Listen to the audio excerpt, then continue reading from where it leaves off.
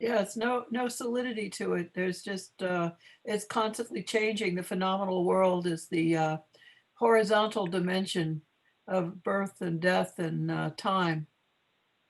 Absolutely. Yeah. If you're seeking pleasure or happiness in things that are constantly changing and constantly moving, think about that. How can you, okay, I'm happy with something one moment, and as it changes, then I'm not happy, I'm dissatisfied that it changed. Yeah. But it's its nature to change, and it's actually because I'm searching for things outside of myself that are constantly changing that I become, quote, unhappy, because I say, okay, my happiness will be in this new car.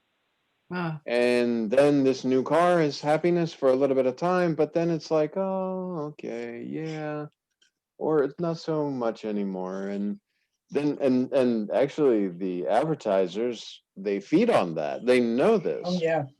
Like the latest, greatest thing you have to have, and this is going to provide you with some happiness. And then, of course, it does for a while until the next newest, latest, greatest thing comes out. And if you're in the mind identification and body based existence of I have to have these things, they will never be satisfied. Never. And I believe Ramana Maharshi, he told a story about the fact that if I give you this pen, it's going to absolutely make you completely and totally happy. And then say, oh, I don't want to give you this pen. And your mind bothers and bothers and bothers and bothers. I want this pen. This pen is going to give me happiness. This pen, this object, this, I want this. I want this so bad. And then you come back and you say, listen, I'll give you 1,000 rupees for that pen. And contemplate, no. And then mind is torturing again. Oh, I really want this. This thing was going to bring me happiness. It's not fair. So finally, then the guru says, okay, here, have this pen. And for a time, there's complete and total peace. Ah, I have this pen. But what it is in reality is just the mind has stopped troubling about desiring this pen. The desire has ceased momentarily because the object of desire has been attained, but it's false. And therefore, then it will outwardly look for another thing, and the mind will again say, oh, I want this thing, I want this thing, I want this thing. If you know So yourself in a, go ahead. if we look closely this example, right? So first the idea are that bondage came.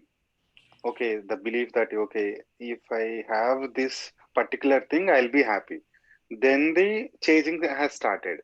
After chasing, acquiring the object, so it is not the true source of the happiness. So that eventually mind realizes, maybe subconsciously, but it's not the complete realization. So again, it goes back to the another object.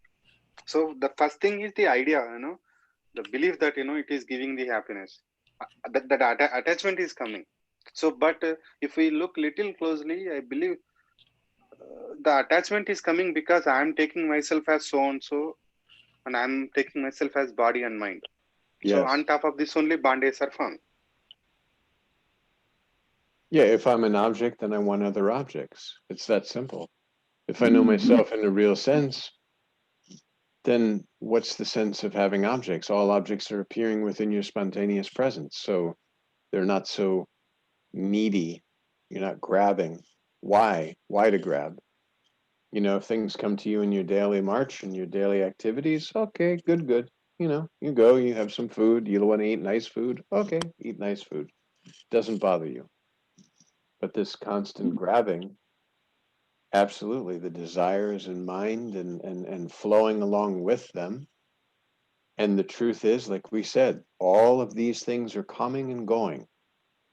If you remain with yourself, the self, that's the stability you're seeking in the pleasure and happiness of outward things. That's the reality. What you're seeking in outward things for pleasure and happiness is only found within your own self because everything is changing, but you are not changing. No matter what's happening, you can remain with your selfless self. And you can always find yourself as the background of every experience. All experience appears upon your spontaneous presence. So you find the background of every experience and just remain. And eventually you don't even have to do that because you are the background and all the experiences are happening and you watch them as scenes coming and going. Scenes are passing.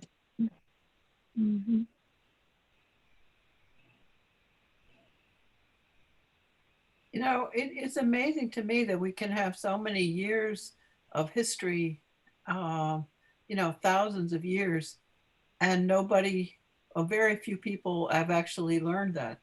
You know, it's kind of an amazing thing because we keep on getting fooled by the same thing, you know, generation after generation. Because the illusory concepts are so thick and all sticky concepts go onto those concepts and you get lost.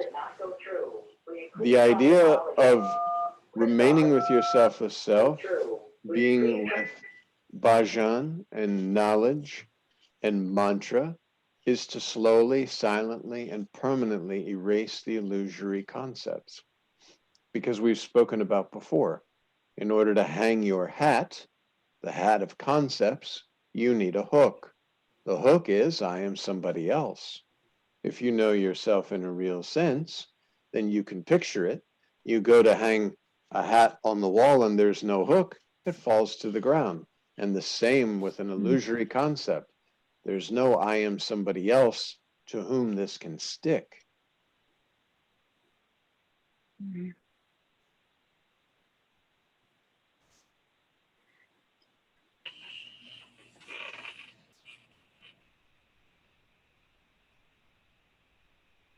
And that doesn't mean because so many people are, oh, materialists, that's so terrible. No, you want a new car? Buy a new car.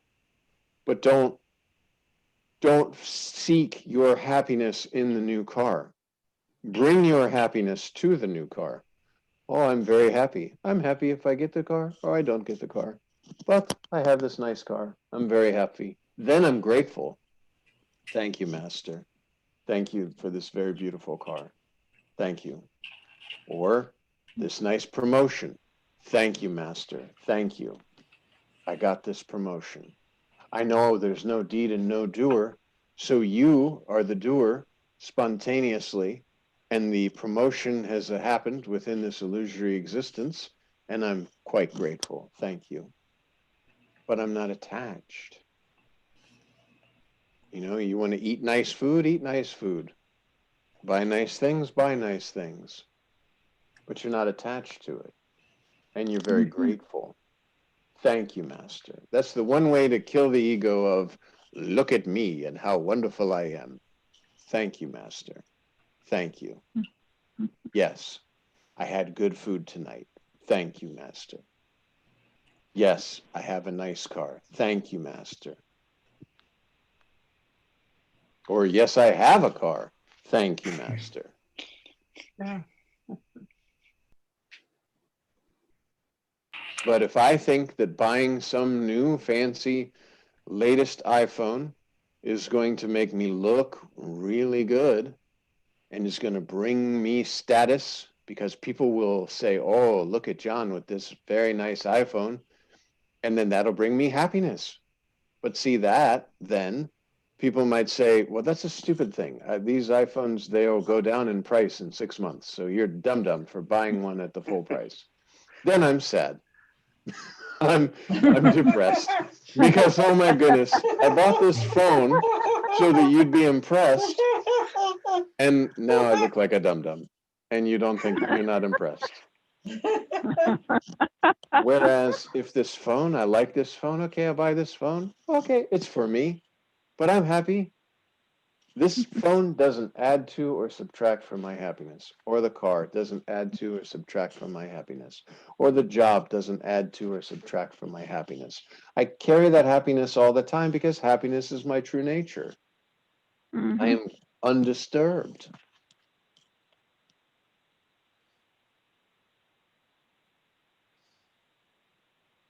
Maharaj talks about money, publicity, sex. These are the things that humans try to seek in the illusory existence, happiness.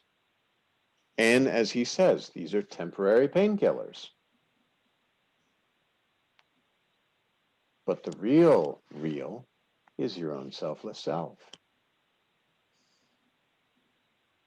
And I love too how Maharaj says everything to excess is poison.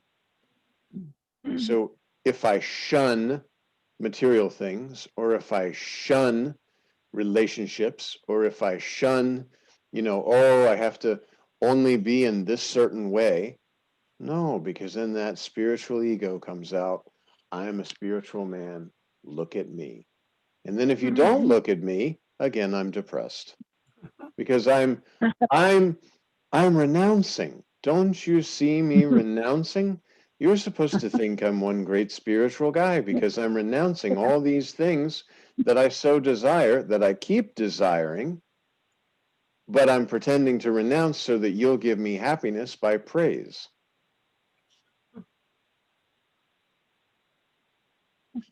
And the vicious cycle. Yeah. I can't say it happens to me often, but on occasion I get like really patient. It's like, wow, I'm just like my being is patience or something. It's like, wow. It's good, but I use the example, if you're holding the door, your higher power will definitely kind of intervene in this way. Sadguru will come in and show you, oh yeah, you're not so patient as you think, Oh yeah. because you hold the door and some people are coming out of the restaurant, but now a carload of people is parking and they're starting to walk towards you as these other people are slowly exiting. So now you're holding the door, and even worse, each one of the people that's exiting the car, they have gaps. So it's like the first person is kind of slowly coming, the second person is slowly coming. Now a carload of their friends is also coming, and you're holding the door. And the mind is saying, what am I, a doorman? That's one of those tests. So. Exactly. Because if it's truly spontaneous in the moment, then you won't be thinking how long to hold the door or when to hold the door. Or, okay, I held the door for these people and now I'm walking, and that's that. Or I hold the door for a few. It'll be spontaneous and there won't be a deed and a doer. The deed and doer through mind of I'm doing this wonderful deed. This is the trouble.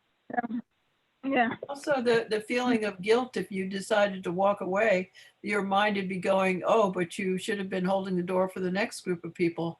So Exactly. Torture going on. Exactly.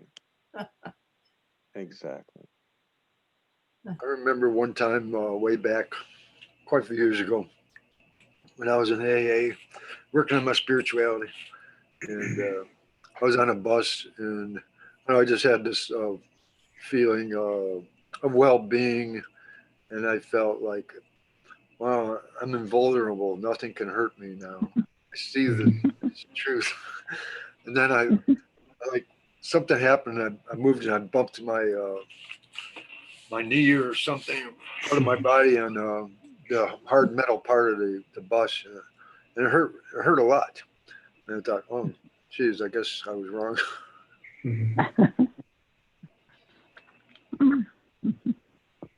Yeah, you can count on the universe to show you the error of your ways. Yeah, because you are that selfless self. It's manifesting in your own experience.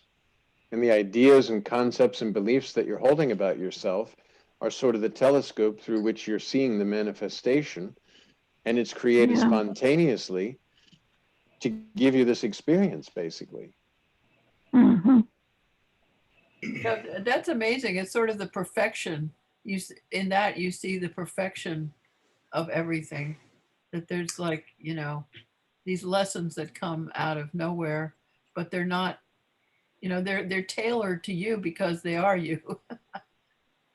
I think it's like Radha Maharaj said that life is the guru. Yeah. Yeah. Always catches you. Yes. It's nothing. You can't fool it. You can't. Yeah. Escape. Nowhere to go. Nowhere to hide. Yeah. Yeah, the entire world appears on your spontaneous presence. And Yeah.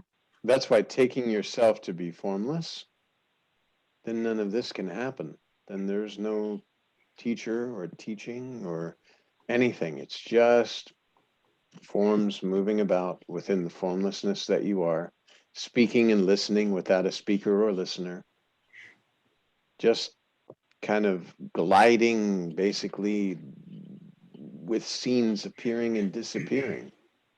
No local identification of I'm this somebody that all these things are happening to. Everything's coming and going. And last week we said about, okay, the seer. There's no seer, there's just seeing. There's no seer being created as I am seeing something. There's just clean seeing. Mhm.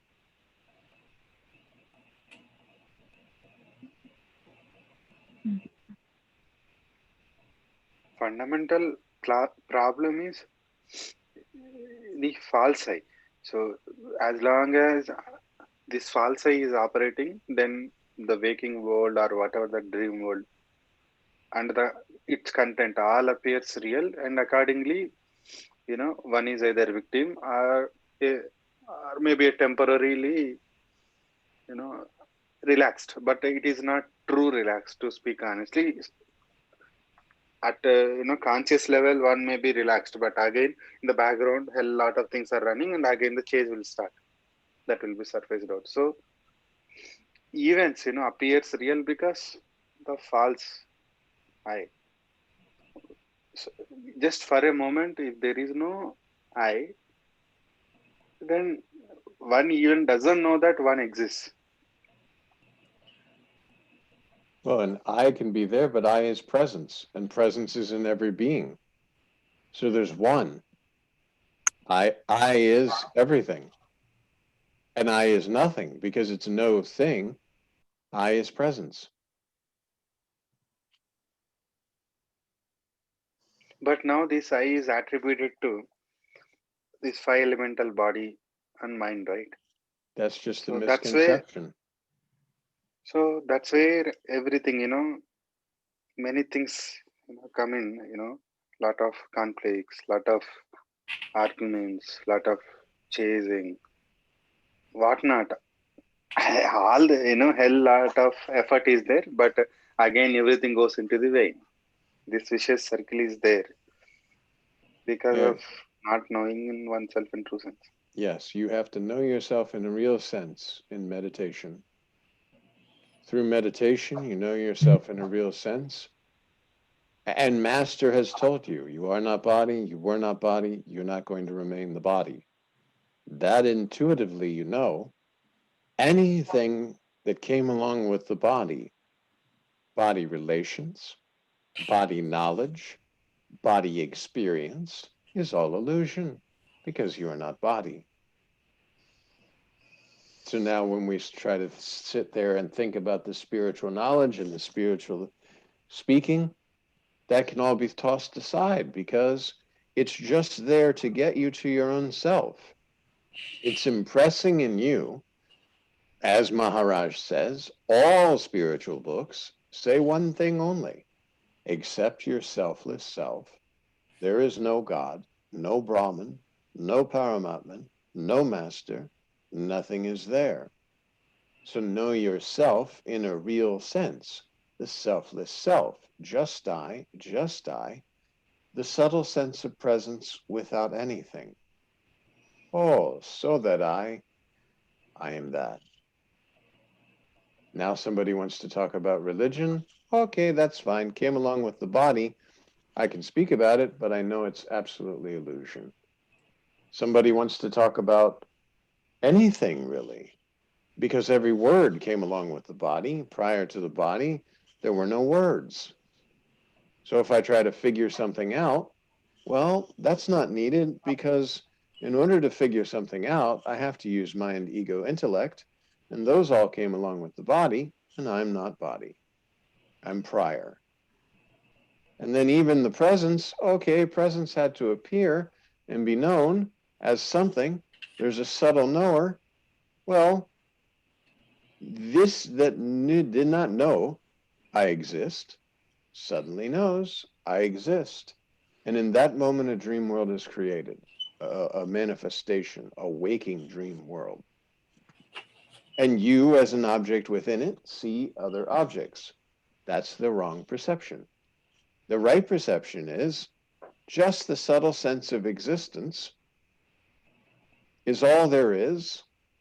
And even that is not true, because that which knew existence, or who that this I exist appears to, existed without knowing I exist. And that is the reality that you are. As soon as you know existence, then the concept of duality comes about. And then there's the form-based existence, where they talk about subject to object rather than the subject, because it's formless. It's formless I. I is presence. If I say, I, that I should know, oh, that's everything. That's all of this manifestation is occurring within your spontaneous presence, occurring within you.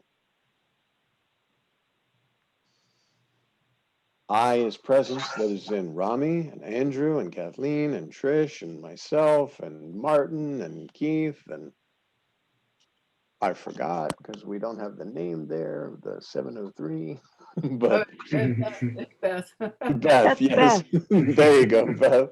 So that same presence, and then there's the belief of illusory concepts that I'm somebody. I'm this lump of goo that's been fed and watered and been labeled John. But no, spontaneous presence. Just I, just I. The razor's edge of reality too thin for a you.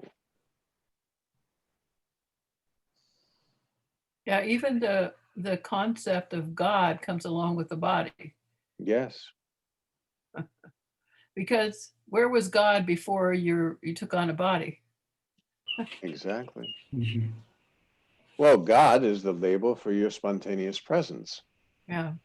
So Brahman, Atman, Paramatman, God, Master, these are the labels for the spontaneous presence that you are. Remove the body, there's only presence. And that's why Maharaj gives the example of this body can no longer sustain the essence. It's a dead body. Throw it away. But within this body is that subtle, subtle presence moving it about and doing all these things and speaking and all of this, but it's formless presence. And this you know, because again, body, you're little child, then young man, then like really old, and you are not aging. It's this body that's aging.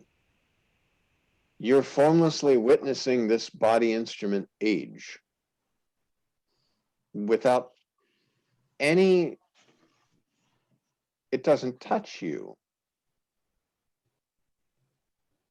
And when the body falls, it doesn't touch you. Yeah, Trish, did you hear that? Yep. Bam, bam, bam. Yeah, I mean, you know yourself in a real sense.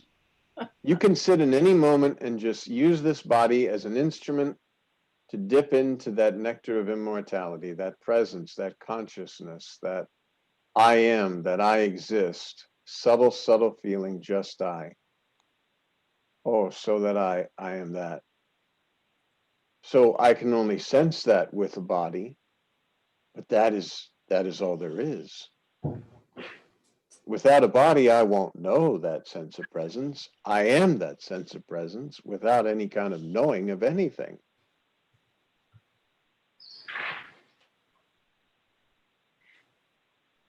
Yeah, you don't even know that you're knowing it. Exactly. That's why we talked about last week about it's not like when we say nothing and you say, oh my God, it's like the torture that they put people in that little box and they cut off all their senses and they put them in water so that they have no senses at all, but their mind is still very active in that there's no sensory input, and it drives you absolutely insane. That's the torture. So when this body is no more, then the something that appeared within the nothing goes back to nothing, but there's no awareness of nothing because nothing is all there is. It's not like you are in that torture box, not having any input of any kind, but being aware. No. Actually, I remember when I lived in San Francisco, they had these things and they were called samadhi tanks. And you paid money to do this. And you would get in these things and there would be a salt water solution that would keep your body floating. But that was the whole idea, was a spiritual practice. Yeah, I mean, they use that in torture in Guantanamo and stuff. So Yeah, you're paying money for it. And that's it all depends on your orientation. It could be a spiritual practice. It could be torture. Indeed. That's why so many saints have come out of Guantanamo. Yeah, there you go. Let's kill us. Perfect conversions. Well, and It's see, like our that's tree also, center.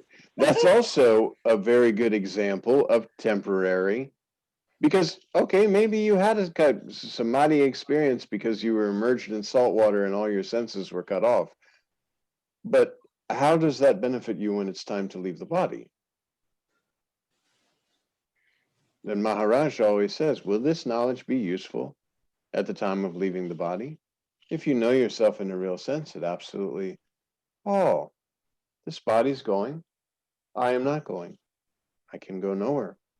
I am everything in all things. And yet, this body-based existence is no longer going to be.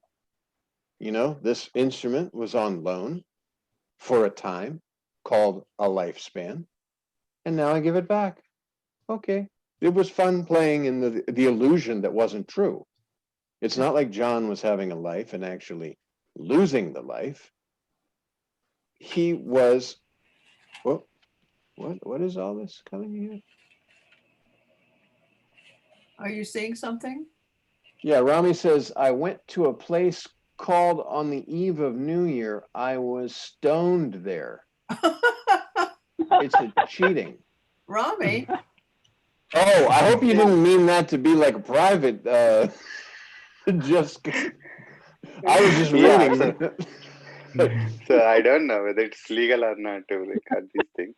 To So be stoned? No, drugs not legal. But I mean, actually nowadays no, they don't it's really just care. simple thing. It's a weed, but these artificial inducers, yeah, these are like a cheating, to come out of this day-to-day illusion. But It's not not so possible. much cheating because it's temporary. Just like the Yeah, people who that's right. have their spiritual experiences with DMT or LSD or ecstasy or any kind of drug induced, you may sort of be with your selfless self in the moment of complete intoxication because your mind is not connected to your body or whatever through some kind of intoxicant, but this is temporary. No, that's why I feel, without seeing the whole problem of false identity. So maybe, I don't know, this artificial induced state, I feel like it's like a cheating, but even it's like very temporary. And again, the whole problems will come and hit so strongly. Maybe temporarily one is evaded from the normal flow of thoughts, or that ceases for a moment, or the mind activity is reduced a bit. So this reduction in the mind activity or this slowness is being taken as peace. But to speak honestly, still mind is operating Yes, there is a kind of forgetfulness of the many concerns, but these concerns are not going anywhere. Just forgetfulness. So there is no identity for a moment with respect to those, but they are not going anywhere. So Yeah, that means this is not giving the real solution. not at all. And remember too, even if you're in meditation and you know yourself in a real sense, as Maharaj says, you can fall back into the illusory ditch very easily if you don't remain with your selfless self. So you may have taken some substance that totally expanded your mind and you feel the presence and you're like, wow, I've just met God. But it passes. Life starts to creep in. You don't have any kind of foundation. The strong foundation is with meditation. I know myself in a real sense. Like, I know this so that I am that. And that is all there is. And nothing can shake that. But if you have some kind of experience because of intoxication, very easily somebody can say, oh, you know, it wasn't real. And other people have said that same thing. Just like the near-death experiences, people come back and they talk about all these different things. And then people say, well, you know, the mind was doing this, and it's the last little bit of energy that's in the mind, and this and that. So it can easily fall back into illusory ditch because you haven't given up the concept of I am somebody else having a spiritual experience. There is no experience, no experiencer. No matter how many intoxicants you use for this body, that will remain the truth. No experience, no experiencer. The entire world is on your spontaneous presence, a projection. You are all there is. Except your selfless self, there's no God, no Brahman, no Paramatman, no Master. Nothing is there.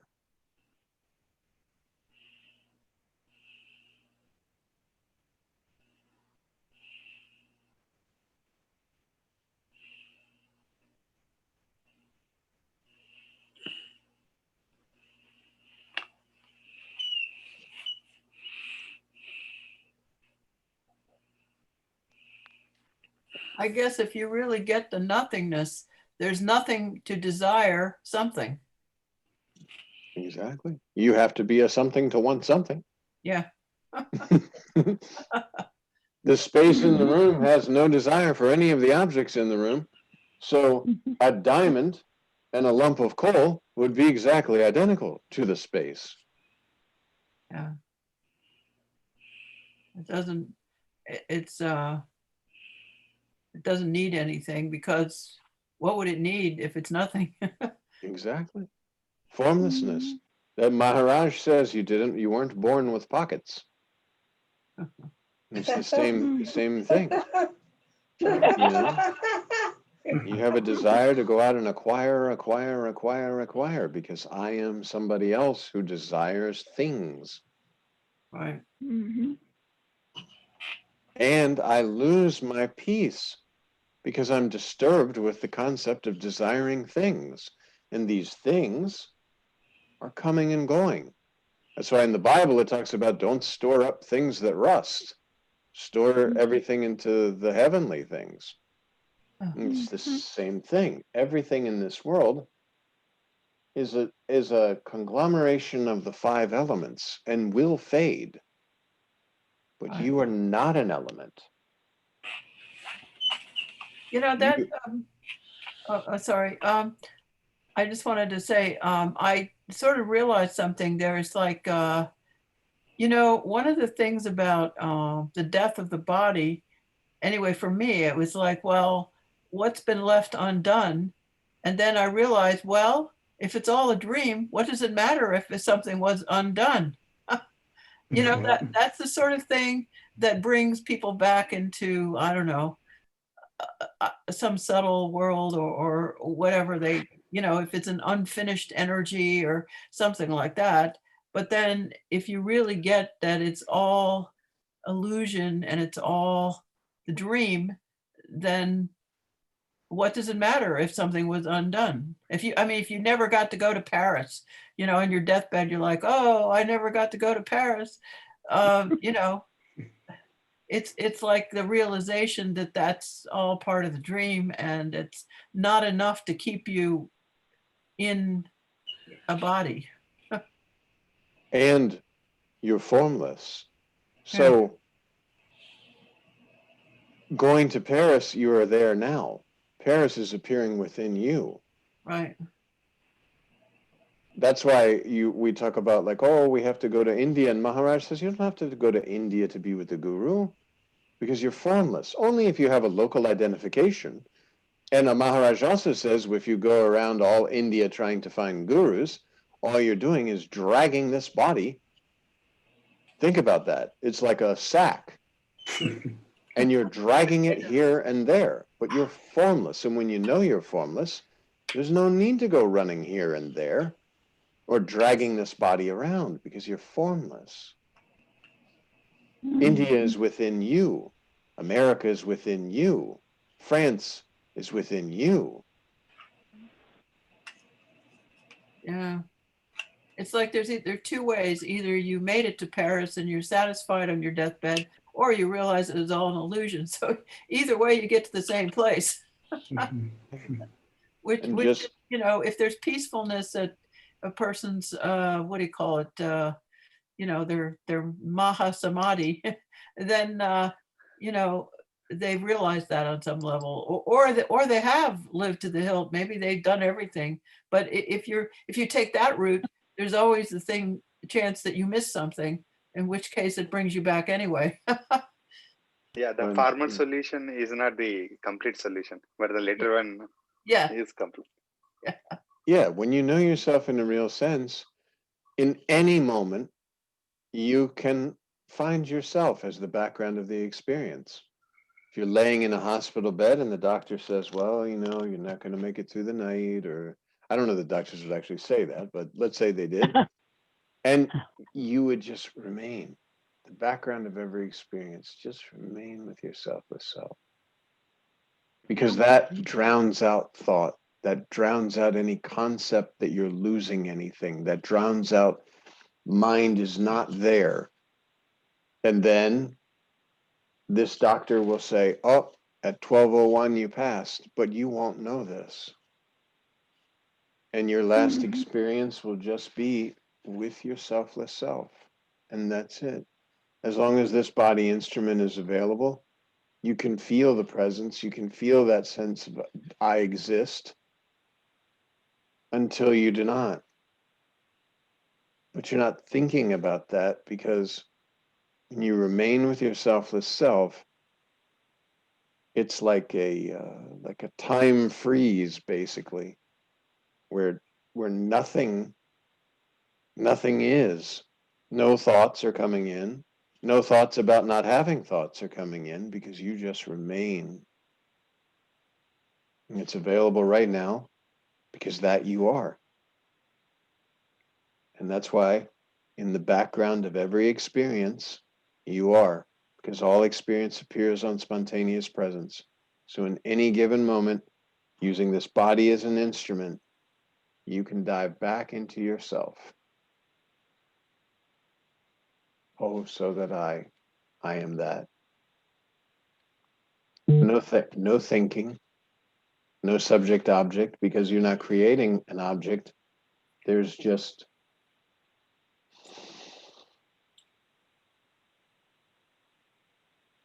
selfless self-intoxication, Maharaj calls it.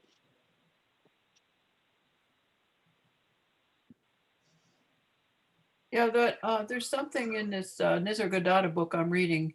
It's called Meditations with Nisargadatta, and it goes into some detail about things. And he says that whatever is being, whatever's in the mind, or whatever in the last moments, determines what happens after death, or something like that.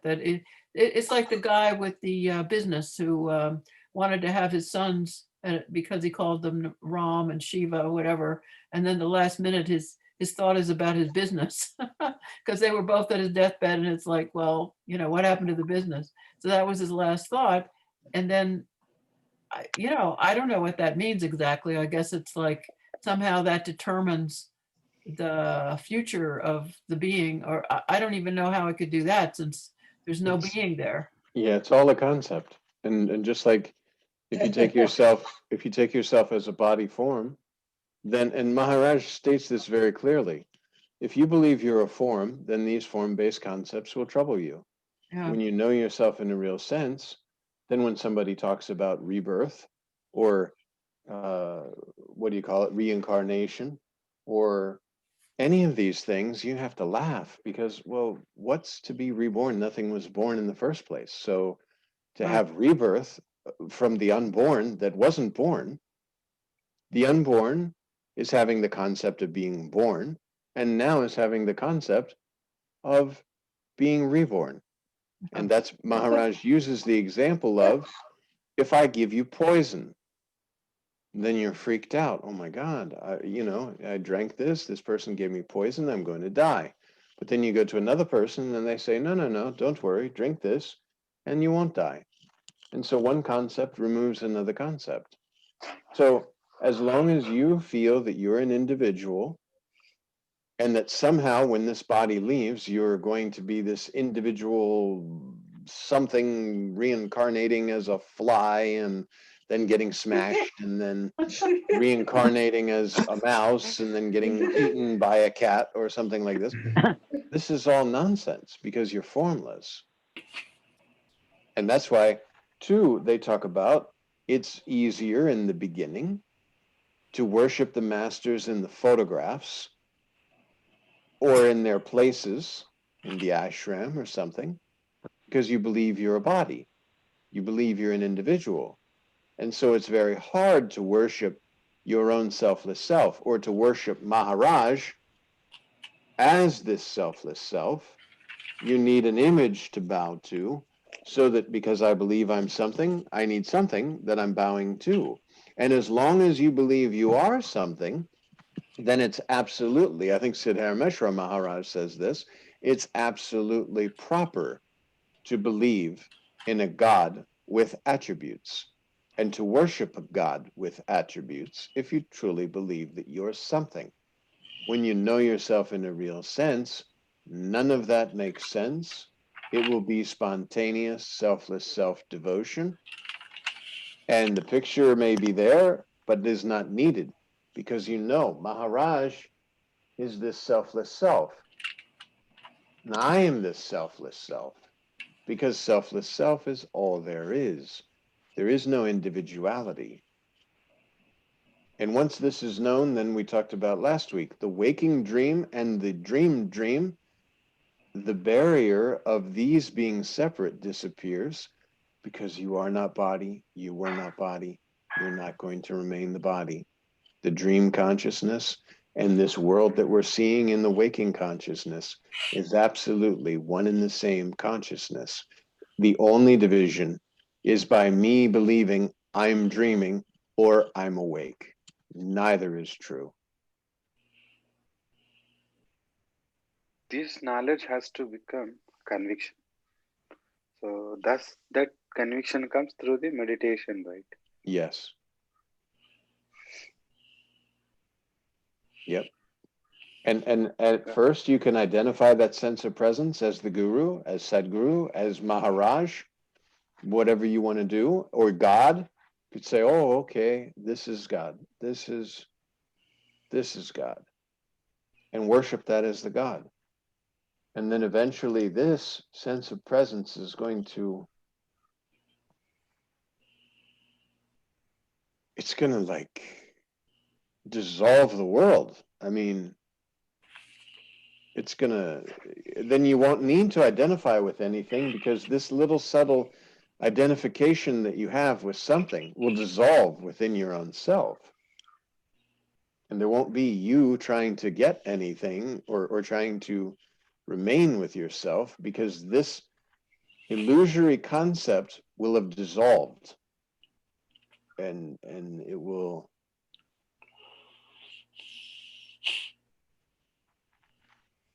you will no longer have this idea.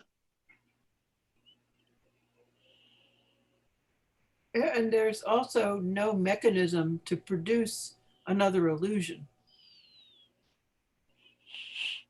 Yeah, because again, remember, illusion just means that which is not.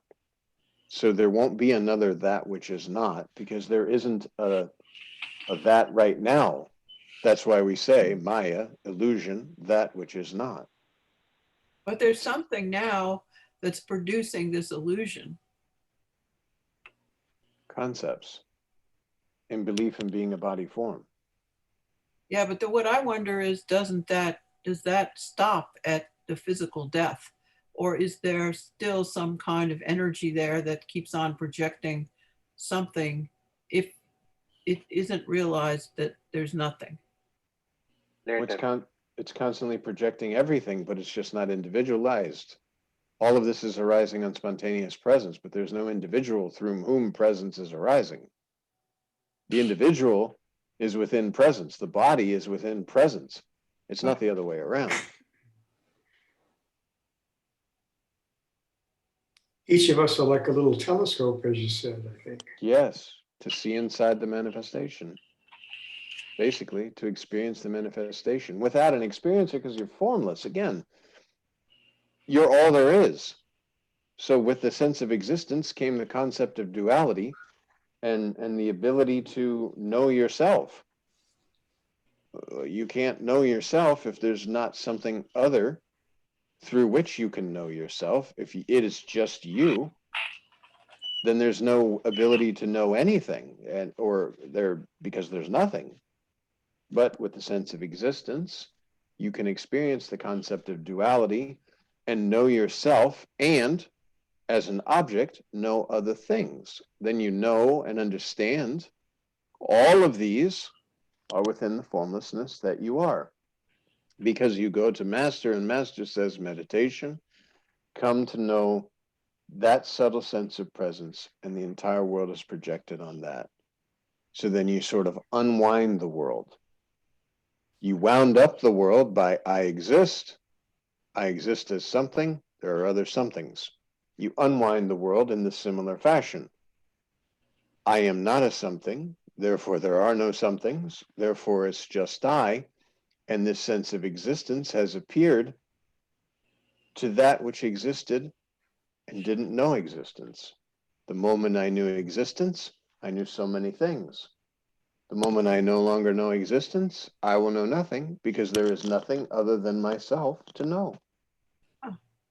So that brings up the question of, is this life some kind of privilege that allows you to experience or to know yourself in a real sense, like you say, or is it a curse because you if you don't make it it becomes a suffering? So it's I guess I'm trying to get at, what is it that causes this illusory existence in the first place? Why don't we just continue to be in bliss in the nothingness? And but yet, so is it like some kind of privilege that you get to come here and you get to realize yourself in physical form, which is some kind of sanctification of the form, it seems to me, when it's realized to be nothing and that it's just a manifestation of the divine,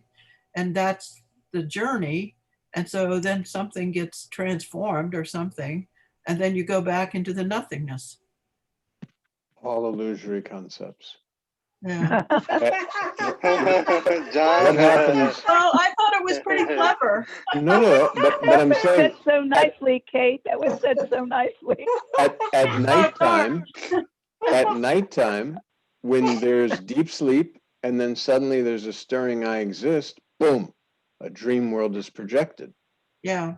Was it some blessing that I was given a dream body and moved around in a dream world?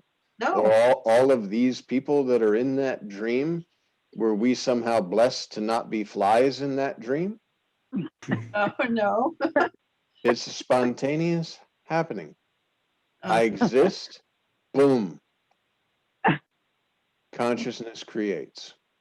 I guess the mind wants to put some kind of purpose on it, you know? Yeah. yeah. Yes, That is the Mind problem. thing. because it needs to have validity if it actually exists, but there Yeah. is no existence. Yeah. Yeah. The mind can't tolerate the meaninglessness of the life. Yeah, because and that's why we said that last vestige of ego is okay, now I know there's this subtle sense of presence. That's all there is. It's so deep. But then the mind says, so John, your life was meaningless. Everything you've ever done meant nothing. And when you die, then that's it. Like, what was the point? Well, but That's why Maharaj says, sir. that's from the perspective of being a limited I am somebody else, and it's not true. There never was a John. There was presence, imagining and playing within the spontaneous presence.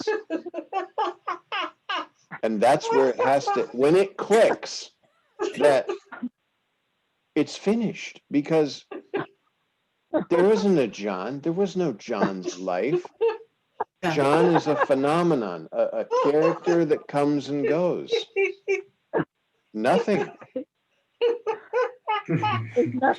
It's all imagination, right? Yeah. So John's not the presence is not losing anything by having John in the illusion or by having John no longer in the illusion. It doesn't matter. You can think of it as you don't exist. So how can this thing that does not exist, how could it have had a futile life? You're unborn. Yeah. And there's no So Maharaj what's the says, reason. no, purpose sir. of manifestation? What's the purpose of manifestation? Oh God, again, egg and chicken problem. Right? But again, this is there's no manifestation. It's all the dream. The unmanifest, knowing existence produces manifestation through a concept of I exist. But that existence doesn't need to know I exist. And when it does, boom, dream world is created. The separation between your dreaming at night and your waking world is this body, because you separate it by saying, I am dreaming or I am awake. But you are not body, you were not body, you're not going to remain the body. So all of these experiences that are occurring within the bubble of illusion, within the consciousness, are not true. And there's no reason. Reason is for mind. Mind wants to figure it out.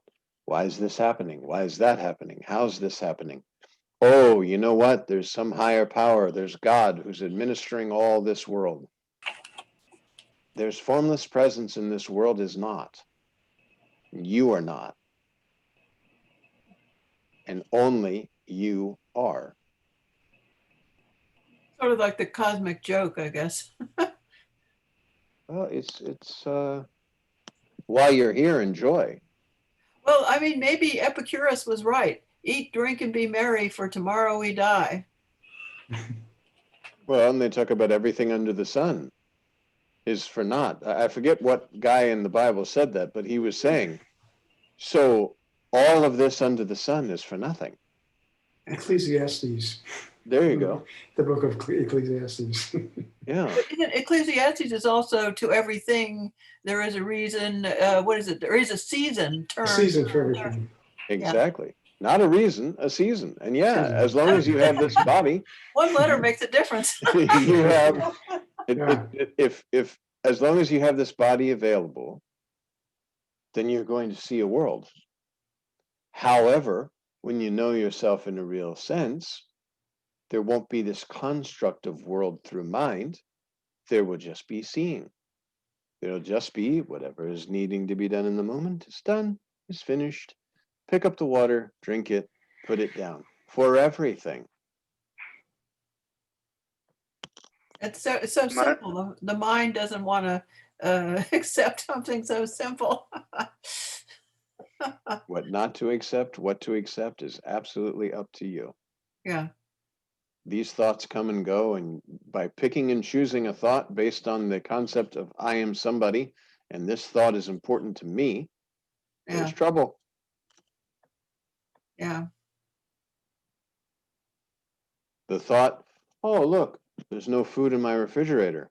I should go to the store. That causes no trouble because there's no identification in it. It's a simple process. All right. Except if you beat yourself up because you didn't think about going to the store earlier, because now you're going to have to deal with the crowd. Okay, well, yes, there you go. Yeah, You could. that's my mind. You're so stupid. You didn't go to the store at the right